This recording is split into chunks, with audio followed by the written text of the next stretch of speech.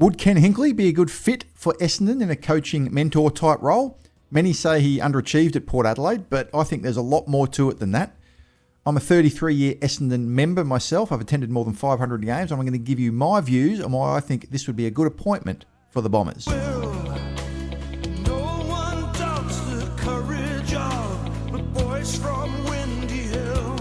So before I get into the details of what I think an appointment of Ken Hinkley would mean for the Bombers, just going to listen to a little clip on Footy Classified with James Hird and Eddie McGuire talking to Ken Hinkley, and he mentioned Ken about the prospect of joining the Bombers. Just going to listen to that clip. It goes for about 1 minute, and then I'm going to offer my thoughts shortly after that.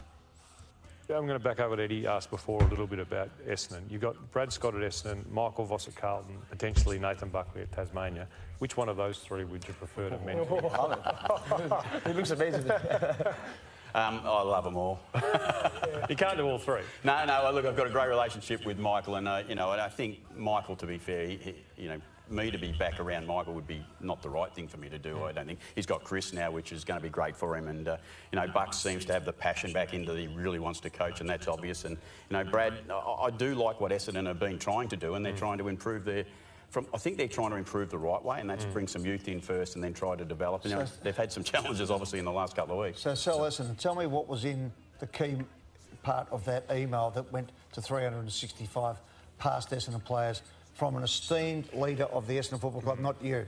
What was the key message? I want to be careful not to give it away, but I think everyone saw Andrew Welsh as an all-heart, all-in player, and the main message was all in, all heart from everyone. So from the past players at Essendon now, all in, all heart. That's the message. He'd be good at Essendon, wouldn't he? Be fantastic. Hey.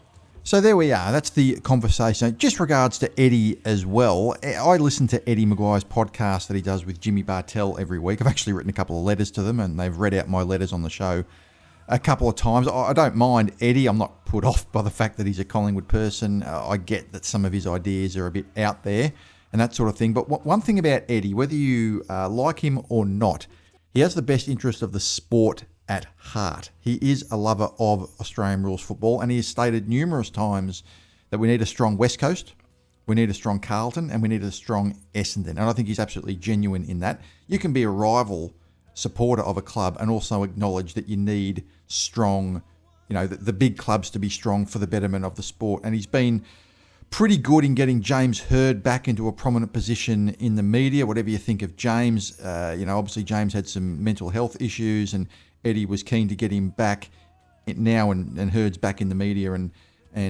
that's good, and you can thank Eddie for a lot of that stuff. So he's been reasonably complimentary to us, which I think is a good thing, and you need to call that out. And you could tell there, Eddie, at the very end there, was almost kind of trying to sell Essendon to Ken. Not that it will make any difference to Ken's decision, but you could hear it in Eddie's demeanour and language there at the very end of that interview, saying, oh, gee, Essendon, that'd be a good choice, wouldn't it? So, it's probably just good to acknowledge Eddie there, who is, I think, keen to see some of the bigger clubs who have been struggling back up and firing, the West Coast, the Carltons, the Essendon of the world. As for the discussion there, you can almost hear Ken Hinkley pretty much ruling out Carlton, saying that, Michael Voss has already got someone there, and he's saying that Nathan Buckley looks like he's set for Tasmania. And then he actually said, I like the way Essendon is going about it. Now, he hasn't admitted anything. He's not saying one thing or the other, and we don't even know whether Essendon will offer him a job.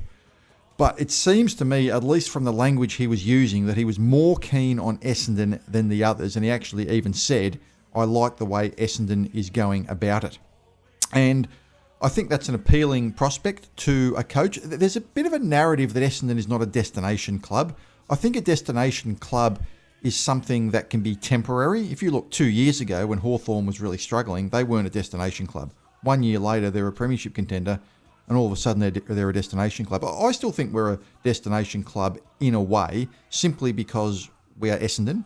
We're a big club, and we've always got that prospect of playing in big games at the MCG. And I think the prospect of being involved and turning around a club that has been struggling in recent years is something that is potentially appealing to someone like Ken. So would he be a good choice? Well, the first thing you've got to look at is that Ken Hinkley's coaching record has a win-loss record of over 60%. He didn't win a premiership at Port Adelaide, and we know that, but he did make 4 preliminary finals and 2 of those were losses by less than a goal. They had a very good 2014 season, I remember, and had they won that preliminary final against Hawthorn back then, I reckon they would have gone on to win that grand final against the Sydney Swans, looking at the way Sydney played in that grand final. And they couldn't quite get over the line, but he had them up at the pointy end contending most years. But the thing I kind of like about Ken, this is just my personal view, is that he's kind of a people person. And I'm not saying Brad Scott's not. Those close to Brad Scott say he's probably more of a people person than you think. And Brad Scott's quite loyal to those next to him. And you never hear Brad Scott say a public bad word about the players. Maybe in private he'll criticise them, but you never hear him say a public bad word. But he is kind of a hard-nosed kind of guy. And Ken Hinkley is pretty easygoing. I don't mean that in a bad way, but he's kind of jovial. You see him on the sidelines. He seems to have a really good rapport with the players. He seems to have a really good relationship. Often got a smile on his face. He's not afraid to take himself too seriously, but he can take himself seriously when the time comes. And I think that kind of personality is kind of a good foil for Brad Scott. I think it's kind of a good, the yin to Brad Scott's yang, if you like. I think they would tend to complement each other. You never quite know where the 2 personalities will mesh together, but I kind of think that, Ken's style, which is pretty popular among the players, you always hear that the Port players really did like him. I think that would actually be something that would be pretty good at Essendon. And the rumours are that if he was to come to the club, it would be more of a fly-in, fly-out role. So perhaps 3 days a week you come in. Tullamarine is only a 5-10 minute drive from the airport, so that would work in pretty well with him. And I think a fly-in, fly-out role wouldn't necessarily be a bad thing, because a role like that, if it was more of a permanent role, there might be the feeling that he's taking over from Brad Scott. That wouldn't happen, but that might be kind of the feeling you get if it's like a permanent mentor coaching type role.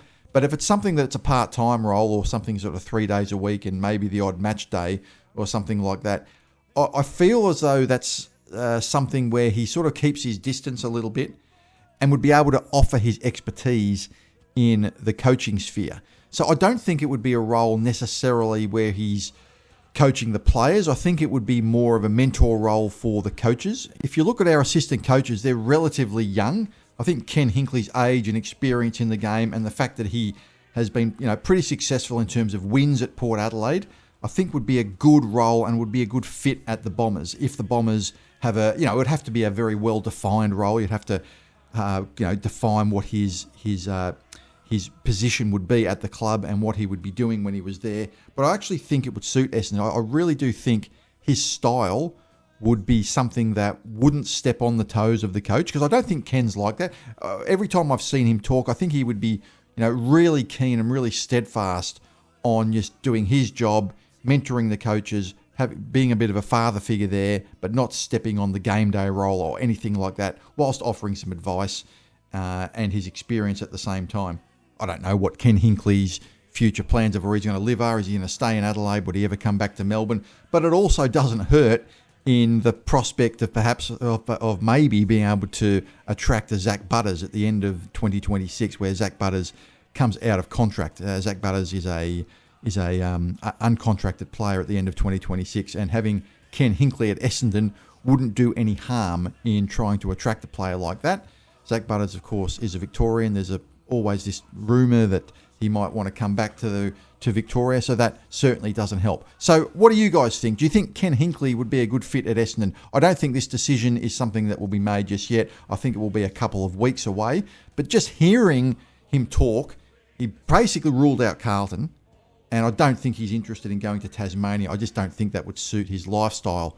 But certainly of the three, and he's, the stuff he said about Essendon, that he likes the way Essendon are going about it. You don't have to be a genius looking at the body language and looking at the way he was talking, that Essendon probably would be the favourites to get Ken Hinkley if Essendon have a well-defined role for him, and Ken Hinkley wants to come here for some sort of 3 to 4 day role per week, or some sort of mentor role for the coaches. I think it would be a good get for Essendon, and I think it would be something that Essendon certainly would be looking at very, very strongly. I would be quite supportive of that. So what do you guys think? Do you like Ken Hinkley or not? A lot of people might be quite divided. You might look at his role at Port Adelaide and think, well, look, he never won a premiership.